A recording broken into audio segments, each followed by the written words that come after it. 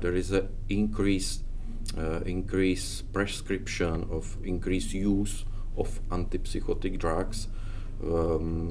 It's just not only for patients with schizophrenia or bipolar affective disorders, but also for some depression, dementia, or some, for example, other disorders. And that's why it could be an increased risk of venous thromboembolism in these patients. Venous thromboembolism is a multifactorial disorder, and schizophrenia and bipolar affective disorder is itself an independent factor for VTE.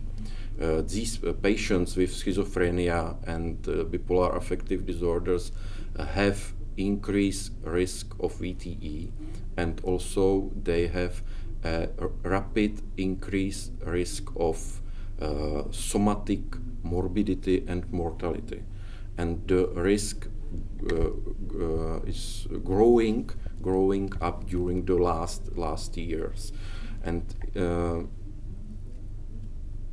we don't why it is one expression or one explanation is these people have a poor diet, bad lifestyle, a lack of movement, they are obese, and they are also have other risk factors for cardiovascular diseases such as smoking, diabetes, and hypertension.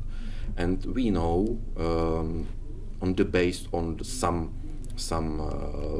papers that addition of antipsychotic use increased risk of cardiovascular morbidity and mortality, and also antipsychotic use increased risk of VTE in these patients and also in patients without schizophrenia and bipolar affective disorder.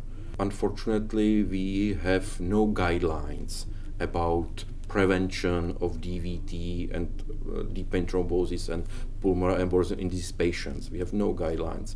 We can use guidelines in guidelines of prevention in internal medicine patients with higher risk, and we can administrate some drugs, low molecular weight heparin, or some non-pharmacological methods in patients which are obese, smokers, have acute psychosis, or which are immobilized, or which are before or after surgery or after trauma, and also use antipsychotic drugs. In Czech Republic, there is a very good knowledge about this problem in the group of psychiatrists, and I have cooperated with psychiatrists in our university hospital and in university hospitals in Prague and in Moravia, in Olomouc and Brno on this topic during 10 years, and we have we postulate some risk factors and some risk scores, and we have developed some algorithm for prevention in these patients, mainly in patients during the hospitalization, after admission for a psychiatric illness to the hospital. And we use it. It's very important that our psychiatrists use it, this algorithm, and use it, this prevention, based on the patient from internal medicine. Mainly, the patient must know, and it's difficult. In majority of cases, it's difficult to change this medication, because, for example, for clozapine or olanzapine, it's antipsychotic drugs used for a very severity patients with schizophrenia, with resistant schizophrenia, but these patients must know about prevention. They must know about changing of moving activity, about changing of diet, about cessation of smoking, about reduction of weight, of his weight, about physical activity after discharge of hospital, and about signs of deep vein thrombosis and about signs of pulmonary embolism.